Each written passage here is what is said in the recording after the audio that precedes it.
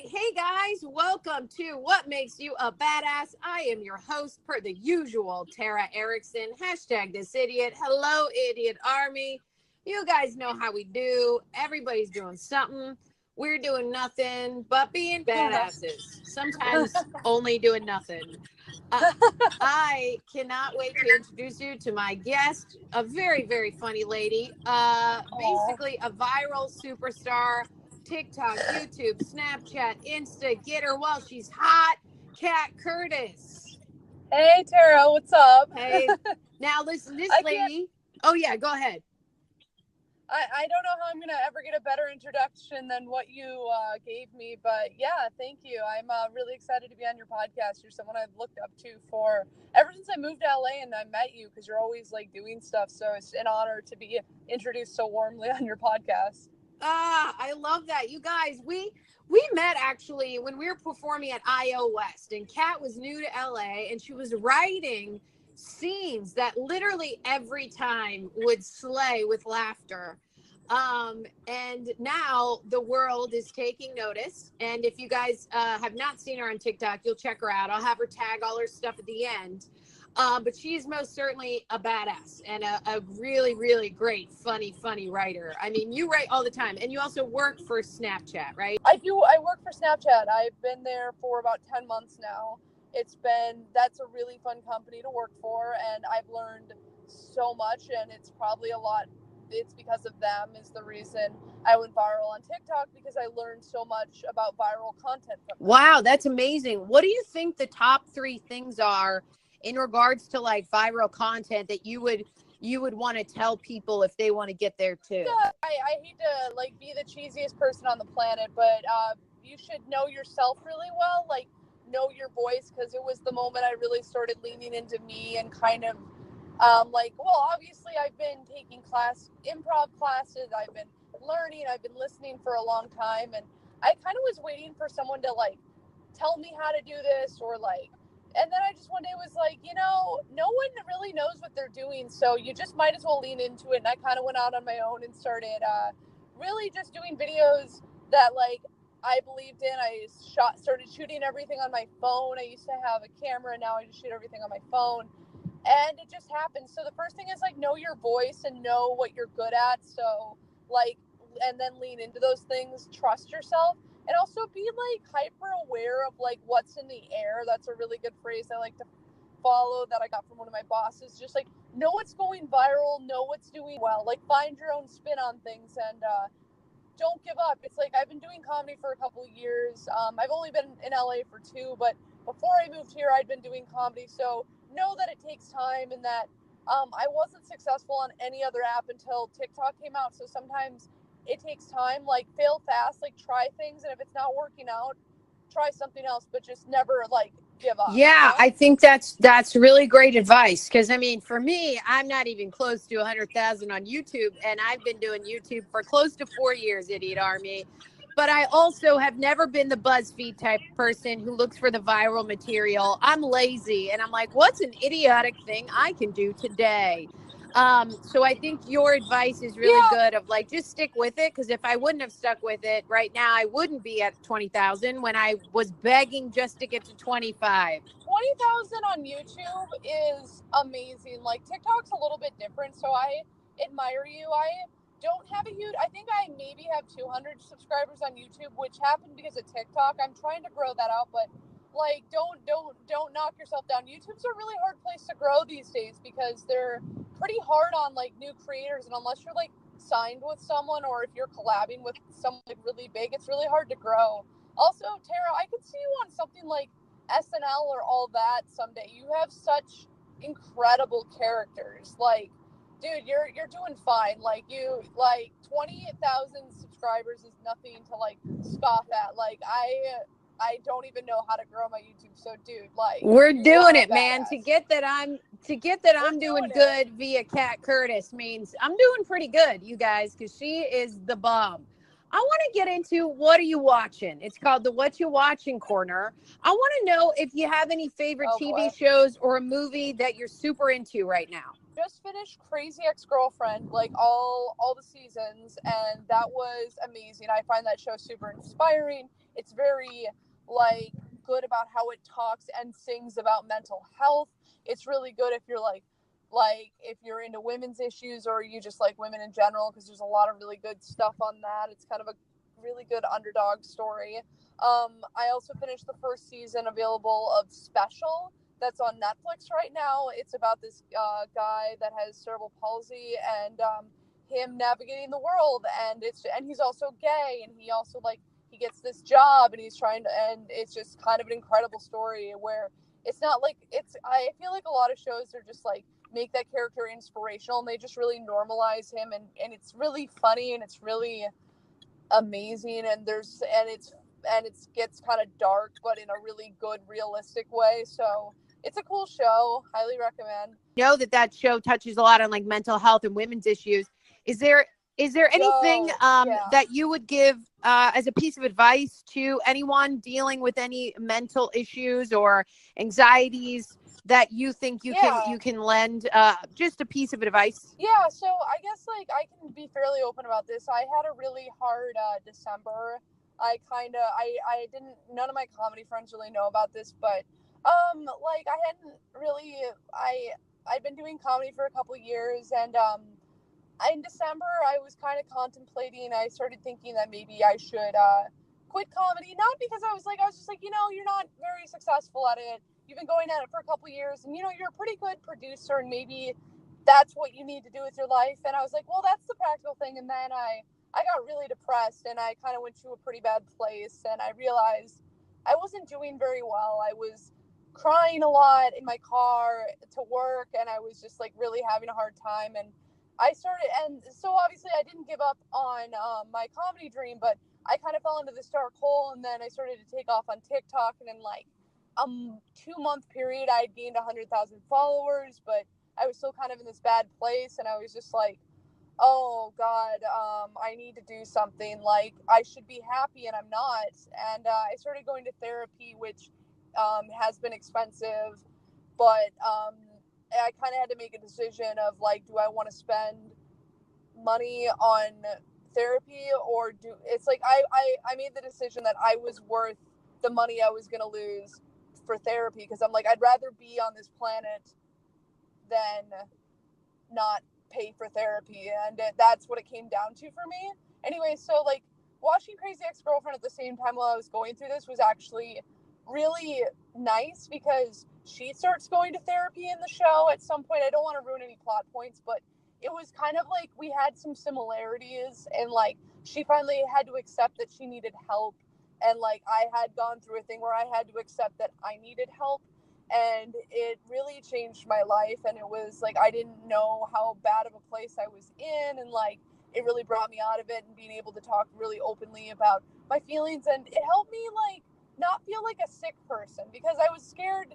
I felt like a sick person for a really long time, since December. But when I talked to my therapist, and she told me how normal a lot of my feelings were, and how normal it is for people to go through things, and that it wasn't going to be this long struggle.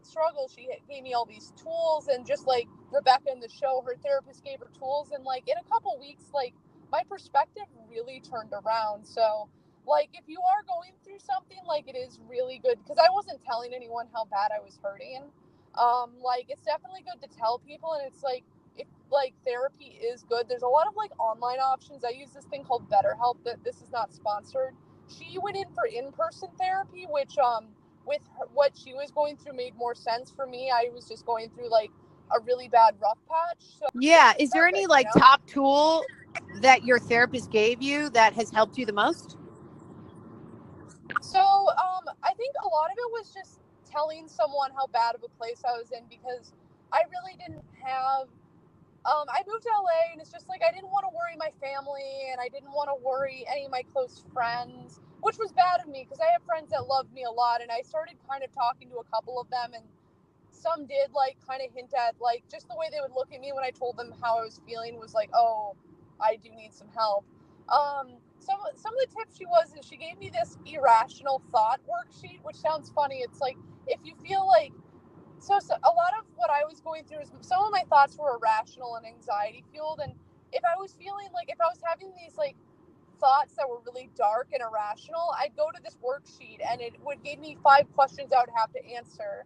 And by the second question, I would be laughing because I'm like, yeah, I'm being really irrational right now. Like, what I'm thinking has no justification and no evidence. Because the first question's like, what's the feeling you're having? Blank's the feeling. It's like, what evidence do you have to support this? And I would never have any evidence. I'd just be like, my mind says, I feel this way. And I'm like, well, that's not evidence. And it's just like, and then the next question would be, is there any evidence you have that contradicts what you're feeling? And it's like, yeah, there's a lot of things. Because like, so it was just like a lot of it was in my head and me just being in a dark place. Also me changing my sleeping habits. I was kind of in such a bad place that I was having trouble sleeping, working, come home shooting TikToks. And like, I was just on this, like, I was always working. And like, to be a functional human being, you have to like, those things that say like grind all day, grind 24/7 is complete bullshit. Like, no one should be doing that. Like there's times in your life you go through periods of like hard hustle, but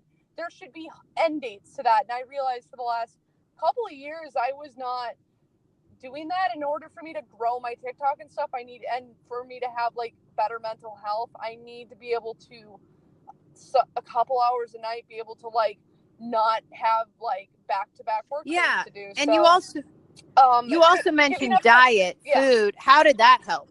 I noticed like just in general, I have so much energy. It's just like really like I have the energy to do everything I want to do. But really like the eating well didn't really help my mental state until I incorporated like sleeping better. Like that whole eating and sleeping well thing is huge. So but what bothers me is like, I always hear these rap songs where it's like, oh, I stay up all night.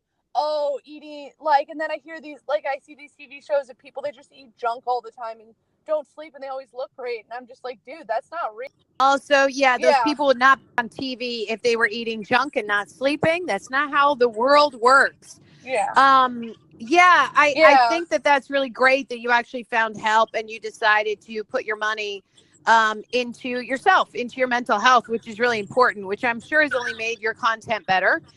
Like I would have these highs of like, yeah, I'm getting followers. Yeah, all this is happening. But then I'd like have those moments and then I'd have these really low lows.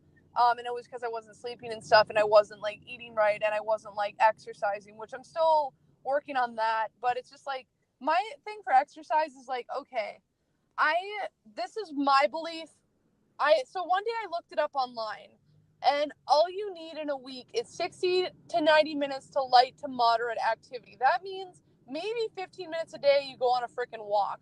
So that's what I do is like 10 to 15 minutes a day. I like take my cat on a walk and then I try to stretch like every other day. And that's enough. Like I'm in decent shape. Like all my vitals as far as I know are good. Like I'm at a good like weight and everything. And it's just like, I think we get this perception that you have to be doing 45-minute running classes where you're sweating your butt off. And that's not true either. That's just what a specific industry wants you to think, when it's like, it's not that hard. Like if you like try, and that little bit of like me just taking a minute to take a walk every day and stuff has really changed my perspective, and taking time to stretch has really changed my mood. And it's dumb, it's so easy, but sometimes it's hard just to make that step to take 10 minutes for yourself to stretch when we all would rather be on the couch eating Cheetos. The struggle is real. Or if you're working 2 jobs, like it's like you're just like, I've done everything for everyone else all day, why I don't want to stretch right now, I want to catch up on a TV show. And I'm like, it's totally fair, but like it does help. And also I do have to note my privilege. Like I'm in a place in my life that I was able to reduce the hours at one of my jobs. So it's like, there is a level of privilege there that thankfully I'm lucky that I was able to do that. But I know that's not possible for everyone. So, but it is possible for everybody to take a priority in themselves and their lives and find a way to make it work just like you did. What I want to ask you is what do you do daily that helps like with your badassery? Is there one thing besides, I guess you already named a lot of the stuff that she already does, but is there one thing that pops into your brain that helps with that? You have to love what you do, and you have to, like, in kind of an insane way, believe in yourself, because, like, I always was like, low-key, I always like, this is gonna work out, it has to work out, it's going to work out, it's gonna work out, it's eventually gonna work out. And that voice never went away. When I don't feel strong, I'm weird, and I just keep going, because I just figure I'm going to have good and bad days, but it's just like, I might as well, I'd rather be present and get like 60% of what I wanted to get done than 0%. So even if I'm like having like a bad day, or if I'm feeling weak and stuff, like, I'm just like, all right, just take a walk around the block, just maybe like take a break from this for a couple hours, or maybe a day or so, but you have to come back to it. I don't completely give up, but it's like, it's just important. If you're not feeling strong, it's important to like know that like you are more than just this one thing you're working towards, and other aspects of your life and your health matter. So like, maybe it's good if you step away, maybe you'll figure out a better way to do the thing. But moments you're not feeling strong, sometimes it is good to like power through and just sit with the struggle for a little while. Because sometimes I'm halfway through shooting a video like for TikTok, and I'm like, what if this isn't funny, or I'm not liking how my jokes are going? Sometimes I just have to sit there in my anguish and like sit there and really think and try 10 different things that never even make the final cut until I find the thing. Just like, yeah, sometimes you just gotta sit with that uncomfortable feeling and not walk away from it, and just like be like, okay, what else? What am I missing? What else can This is our game that we play. I'm going to play someone, a person in your life that made you feel like not a badass, did not make you feel like a badass. And I want you to lay it on me and say whatever you want to say, or wanted to say, or wish you would have said to that person. Well, F you would be the first thing, and I'd be like, your thought process about how to treat me was super underfilled. Like, you did not think that out. Like, you guys like totally missed the mark. And also like, you guys trying to make me feel bad about who I was and trying to like deter me from this industry. Like, how dare you? Like, I came into this like so sunny-eyed and positive, and you wanted to like deter someone who wanted to be there from it. Like, what is wrong with you? What went wrong in your life? What bitter pill did you swallow that made you be so hateful about the industry you work in? Like, what is your problem? Like, I think that would have been the big thing I would have said, has been like, I'm going to prove you wrong.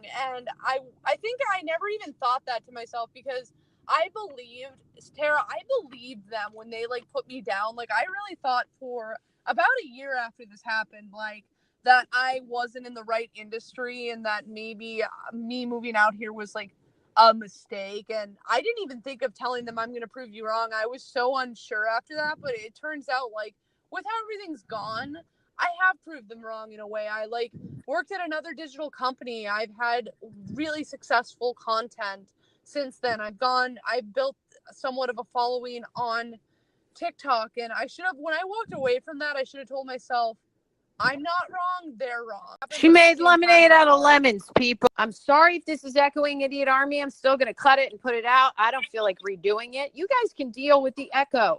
Kat, where can everyone find you? Honestly, and honestly, like, this podcast sounds better than a lot of podcasts I listen to. Like, I've listened to things with way crappier of audio, that this isn't even crappy audio. Like, I've heard crappy audio, but if the content's good, people will listen. My TikTok's probably the best place to follow me, is the Cat Curtis. If you don't have it downloaded, I do recommend looking into it. I'm also on Snapchat at FunWithFunny. And then everything else, my Instagram, my YouTube is the Cat Curtis. I post on all of them. All of them have kind of unique content. So like, I give you something a little different on every one. Cool. Yeah, and you spell that KATCURTIS, the Cat Curtis. Guys, go and follow her. She's very, very funny. You guys will love her content. Give her tons of follows, likes, comments. You know how we do, Idiot Army. Go support, spread hugs, love, and laughter. I love you guys. Thanks for listening. And we'll see you guys on the next podcast. You're welcome, Kat. I hope you have so much fun with the TikToker. And let me know how it goes. You will get a message in the morning because I'm really nervous. You're gonna be great. I love it. I'm very excited for you. All right. Love you too. Bye. You have a good one.